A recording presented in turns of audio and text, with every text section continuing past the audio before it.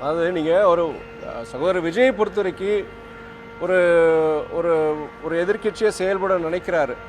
அவர் அரசியலுக்கு வந்து ஏற்கனவே பல இடம் சொல்லியிருக்கிறேன், வரவேற்கத்தக்கது. அவர் ஒரு படித்தவர், அவர் பின்னாடி ஒரு பெரிய ஒரு இளைஞர் பட்டாளம் இருக்குது, அதெல்லாம் சரிதான். ஆனால்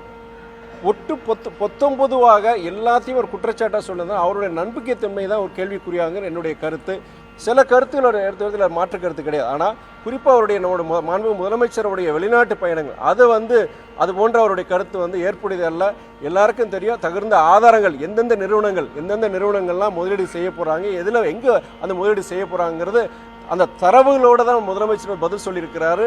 ப்ரெஸ் மீட்லையும் பேசியிருக்கிறாரு. கிட்டத்தட்ட 15,000 கோடிக்கு மேலே அந்த தொழில் முதலீடுகள் வர்றதுக்கு உண்டான அந்த புரிந்துணர்வு ஒப்பந்தங்கள் MOUs சைன் பண்ணியிருக்கிறாங்க. அது எந்தெந்த தொழில் நிறுவனங்கிறது முதற்கொண்டு அவர் சொல்லியிருக்கிறாரு. இதில் போய் அந்த மாதிரி ஒரு ஒரு பேசுகிறது அவருடைய இதுக்கு நல்லதில்லைன்னு நான் சொல்லுவேன். ஒன்றிய அரசுடைய மாற்றாந்தாய் மனப்பான்மையை குறித்து அவர் பல கருத்துக்கள் தெரிவிச்சிருக்கு. அதுக்கு எனக்கு அங்கே ஏற்புடையது இல்லை. அவர் என்னன்னா இன்னைக்கு 2 அரசாங்கம் விமர்சனம் செய்கிறாரு. ஒரு எதிர்கட்சி ஒரு இயக்கத்தினுடைய தலைவராக அவர் விமர்சனத்துக்கு உண்டான அவருக்கு முழுமையான அந்த சுதந்திரம் இருக்குது. அதெல்லாம் இது கிடையாது. ஆனால் எது சொல்லணும், குறைபாடுகள் இருக்கிறத சுட்டி காமிக்கிற தவறு கிடையாது.